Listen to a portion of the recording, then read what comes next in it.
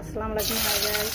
আজকে আমি বড় মাছের পেটিকে ছোট ছোট টুকরো করে মরিচ খোলা দেবো। এখানে পেঁয়াজটা ভেজে দিয়ে দিচ্ছি, স্বাদ অনুযায়ী লবণ দিয়ে দিচ্ছি, হলুদের গুঁড়া দিয়ে দিচ্ছি, লাল মরিচের গুঁড়া। যেহেতু এটা আমি মরিচ খোলা দেবো তাই মরিচটা একটু বেশি দিয়েছি। এখানে দিয়ে দিয়েছি আদা রসুনটা দিয়ে এগুলোকে এবার আমি হালকা একটু ভেজে নেবো।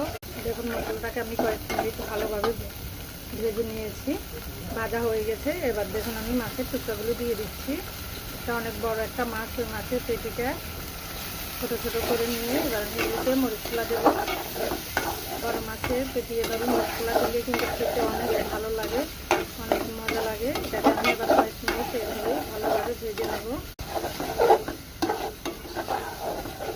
এগুলিকে আমি এভাবে কয়েক মিনিট ভাজার পরে দেখুন দিয়ে দিচ্ছি এবার পরিমাণ মতো একটু পানি। পানিটা যখন মাখা মাখা হবে, হয়ে গেছে আমার মরিচ খোলাটা আজকের মতো। এই পানিগুলি যখন একেবারে মাখা মাখা হয়ে যাবে তখন আমি তরকারিটা নামিয়ে ফেলবো।